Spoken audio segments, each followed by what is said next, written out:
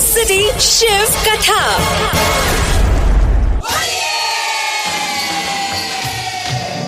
Happy Holi అంటూ ముగ్గురు అమ్మాయిలు ఇద్దరు అబ్బాయిలు ఒకరి ఫేస్ ని మరొకరు రంగుల్లో ముంచేశారు.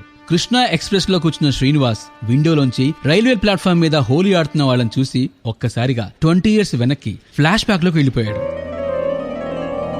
కృష్ణా జిల్లాలో ఓ చిన్న టౌన్ లో ఉన్న గవర్నమెంట్ జూనియర్ కాలేజ్ అది. అప్పుడే ఇంటర్ అడ్మిషన్స్ అవుతున్నాయి. క్యాంపస్ లో స్టూడెంట్స్ అంతా హోలీ ఆడుతున్నారు.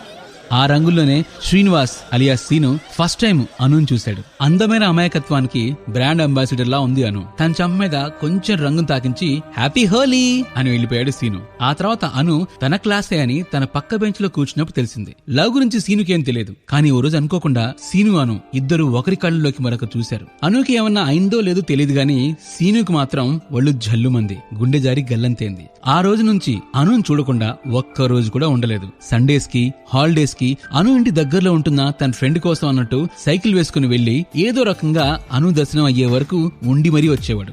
Class topper, college cricket team captain అవడం వల్ల సీను కొంచెం ఫేమస్. కానీ అను మాత్రం ఎవరితో ఎక్కువ కలిసేది కాదు. ఇద్దరు ఫ్రెండ్స్ ఉండేవాళ్ళు. వాళ్ళతోనే కాలేజ్కి వస్తుంది, వాళ్ళతోనే వెళ్తుంది. ఫస్ట్ టైం అను సీనుని పలకరించింది. సీను, నిన్న క్లాస్ మిస్ అయ్యాను, నీ నోట్స్ ఇవ్వా? అంతే. సీను గుండె గతుక్కుమంది. తనకు అసలు నోట్స్ రాసి అలవాటే లేదు. అప్పటికేదో చెప్పి తప్పించుకున్నాడు. కానీ ఆ రాత్రి అంతా కూర్చొని సీను నోట్స్ రాసి నెక్స్ట్ డే అనుకి ఇచ్చాడు. రోజు క్లాస్ రూమ్ లో సీను అనుని చూడడం, హాలిడేస్ టైంలో తన ఇంటి వైపు రావడం అంతా అబ్జర్వ్ చేస్తూనే ఉంది అను. కానీ ఎప్పుడు ఎలాంటి రియాక్షన్ ఇవ్వలేదు. ఎగ్జామ్స్ వచ్చేసాయి. బాగా ప్రిపేర్ అయ్యి ఎగ్జామ్స్ బాగా రాశాడు సీను. కానీ అను మాత్రం ఎగ్జామ్స్ టైంలో బాగా డల్ గా ఉంది. సీను ఎప్పుడు కనిపించినా దీనంగా తన వైపు చూసేది. ఎగ్జామ్స్ అయిపోయాయి. సమ్మర్ హాలిడేస్ ఇచ్చారు. సెకండ్ ఇయర్ కాలేజ్ ఓపెన్ అయ్యే ముందు సీనుకి ఊహించని షాక్ తగిలింది.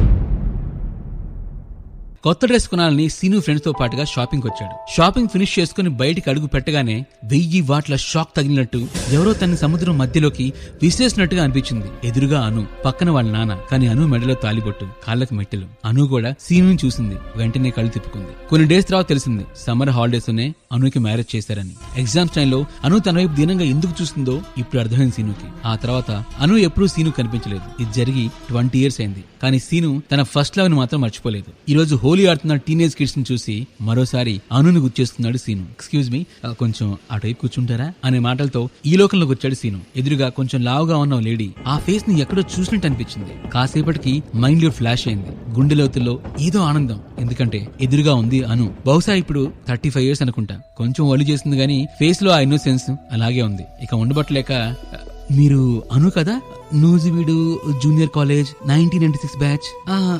మీరు అను, నేను సీను. గుర్తుపట్టలేదా? ఆ సీను, అప్పుడు సన్నగా ఉండేవాడి, ఇప్పుడు కొంచెం బొద్దుగా తయారయ్యావు.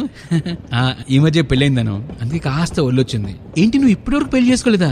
మనసుకు నచ్చిన వాళ్ళు ఎవరు కనిపించలేదు. అవును, నీ సంగతి ఏంటి? నీకు తెలుసుగా, ఇంటిలోనే పెళ్లి చేశారు. ఇప్పుడు ఇంటి చదివే 2 పెళ్లిున్నారు. మా హస్బెండ్ రైల్వేలో వచ్చేస్తారు. ఉండేది ఇక్కడే, విజయవాడకి పెళ్లికి వెళ్తున్నా. పోన్లే, నీది హ్యాపీ లైఫ్ కదాను. అలవాటైపోయింది సీను. నా లైఫ్ లో నా ప్రమేయం అప్పుడు లేదు, ఇప్పుడు లేదు. బుక్స్, టీవీ, ఇవే నా ఫ్రెండ్స్. సీన్ తెలుసా, ఈ మధ్య ఓ బుక్ చదివాను. ఎంత బాగుందో. అచ్చు మన కాలేజ్ లైఫ్ లానే ఉంది.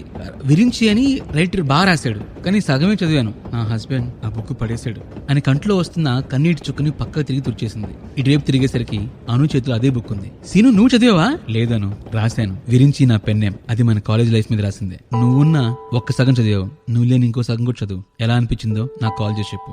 నంబర్ బుక్ లో రాశాను. అండ్ నెక్స్ట్ స్టాప్ లో దిగి వెళ్ళిపోయాడు సీను. అను కంటిలో కన్నీరు కాదు, ఆనంద బాష్పాలు. నన్ను ఇప్పటికీ ప్రేమించే వ్యక్తి ఉన్నాడు అని. Radio City Shiv Katha.